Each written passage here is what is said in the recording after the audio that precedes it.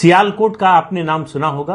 पाकिस्तान का जो पंजाब है, उस पंजाब प्रांत है, उसका एक जिला है सियालकोट। लाहौर से उसकी दूरी है 135 किलोमीटर और जम्मू से सिर्फ 42 किलोमीटर। गोपीनाथ बारदोलाई जो असम के बड़े नेता थे, देश के नेता थे, असम के खास तौर से बड़े नेताओं में थे, वो चाहते थे कि सियालकोट जो है वो भारत में रहे। जब भारत पाकिस्तान का बंटवारा हो रहा था, देश का बंटवारा हो रहा था कहना चाहिए, उस समय वो चाहते थे।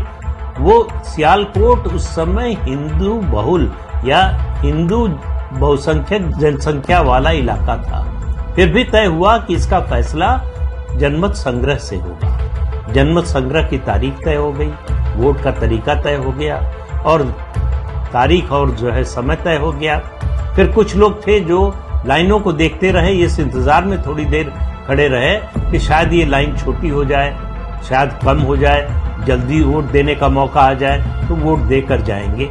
लेकिन वो भी थोड़ी देर बाद थक गए या कहिए उनको अपने आराम की याद आ गई, वो भी लाइनें छोड़कर जो है या लाइन में शामिल हुए बिना वो घर लौट गए, वोट नहीं दिया। इस जनमत संग्रह का नतीजा ये आया कि 55,000 मतों से ये प्रस्ताव पास हुआ कि सियालकोट को पाकिस्तान में शामिल किया जाए। सियालकोट भारत में शामिल होते होते पाकिस्तान में चला गया। मालूम है क्यों? 1 लाख हिंदुओं ने वोट नहीं किया। उस समय सियालकोट में हिंदुओं की कुल आबादी थी 2,31,000, 2,31,000। उसमें से 1 लाख ने वोट नहीं दिया। 55,000 से यह प्रस्ताव गिर गया।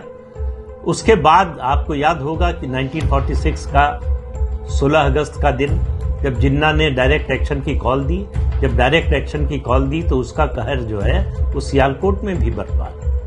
हिंदू औरतों की इज्जत लूटी गई, उनकी हत्या की गई, बड़े पैमाने पर कत्लेआम हुआ और जो लोग आराम करने के लिए घर गए थे वो हमेशा के लिए आराम की नींद सुला दिए गए।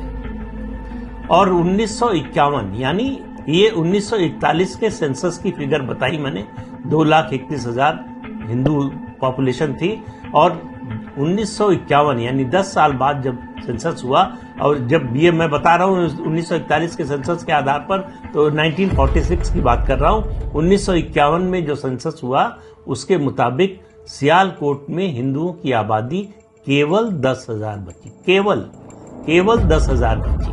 और 2017 की फिगर के अनुसार सियालकोट में हिंदुओं की आबादी सिर्फ 500 है। आज पता नहीं एक भी हिंदू वहां है या नहीं है। उस दिन अगर सियालकोट के हिंदुओं ने वोट दिया होता तो सियालकोट हिंदुस्तान में होता और वहां जो हिंदू थे वो सब जिंदा होते। तो वोट न देने का क्या असर हुआ ये आप इस बात से समझिए।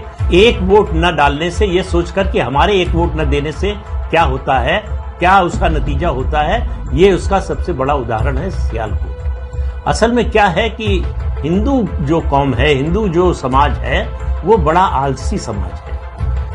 वो राष्ट्रीय जो मुद्दे हैं उन पर उस तरह से कभी उत्तेजित नहीं होता, उस तरह से कभी जो है वो उस तरह की निष्ठा नहीं दिखाता। उसको लगता है कि हमारा व्यक्तिगत हित सदे उस काम में हमारी रुचि है। और खास तौर से सबसे अफसोस की बात यह है कि हिंदू समाज का जो पढ़ा लिखा वर्ग है वो और ज्यादा आलसी है इस मामले में। वो मतदान की तुलना में छुट्टी मनाना, घर में आराम करना ज्यादा पसंद करता है। आप चुनाव दर चुनाव देखिए, आजादी के बाद से शहरी इलाकों में, खासतौर से बड़े शहरों में मतदान का प्रतिशत सबसे कम होता है। इस देश में मेरा मानना है कि अगर जनतंत्र को, प्रजातंत्र को किसी ने बचा कर रखा है तो ग्रामीणों ने बचा कर रखा है, ग्रामीण जनता ने बचा कर रखा है, जो कम पढ़े लिखे हैं, जिनको नासमझ समझा जाता है। दरअसल इस देश में जनतंत्र के सबसे बड़े रक्षक वही लोग हैं। तो वोट देने जाएंगे नहीं और नरेंद्र मोदी से ये अपेक्षा करेंगे कि वो देश में क्रांति कर दे, सब कुछ बदल दे, लेकिन हमसे वोट देने के लिए ना कहें। हम वोट देने के लिए नहीं निकलेंगे। तो वोट न देने का क्या नतीजा होता है, अगर आपको आज समझ में नहीं आ रहा है तो कम से कम अतीत से, इतिहास से सबक सीखिए। एक वोट न देने से सियालकोट का क्या हुआ, सियालकोट के हिंदुओं का क्या हुआ, इससे अगर आप सबक नहीं ले सकते, इससे अगर आपको जमीनी हकीकत समझ में नहीं आती तो आप अभिशप्त हैं उसी गति को प्राप्त करने के लिए जिस गति को सियालकोट के हिंदू प्राप्त किए। ये आज का जो दौर चल रहा है हिंदू पुनर्जागरण का दौर है, सनातन धर्म की पुनर्स्थापना का दौर है। इसमें मैं कहता हूं कि अगर आप नरेंद्र मोदी के खिलाफ हैं तो निकलकर उनके खिलाफ वोट दीजिए, लेकिन वोट दीजिए। अगर मोदी के पक्ष में हैं तो उनके हाथ अगर मजबूत करना चाहते हैं तो उनके पक्ष में वोट दीजिए। किसी को वोट दीजिए, लेकिन वोट जरूर दीजिए। ये सोचना कि हमारा एक वोट नहीं पड़ेगा तो क्या होगा, ये जो वोटिंग परसेंटेज गिरा है उसमें सबसे बड़ा कारण मैं यही मानता हूं। जब आपके मन में ये ख्याल आए कि एक वोट से क्या फर्क पड़ेगा, हम वोट नहीं देंगे तो क्या अंतर आ जाएगा, नतीजा तो तय है, तब आप याद कीजिए सियालकोट की घटना। सियालकोट के हिंदुओं ने अगर इस तरह से न सोचा होता, अगर आराम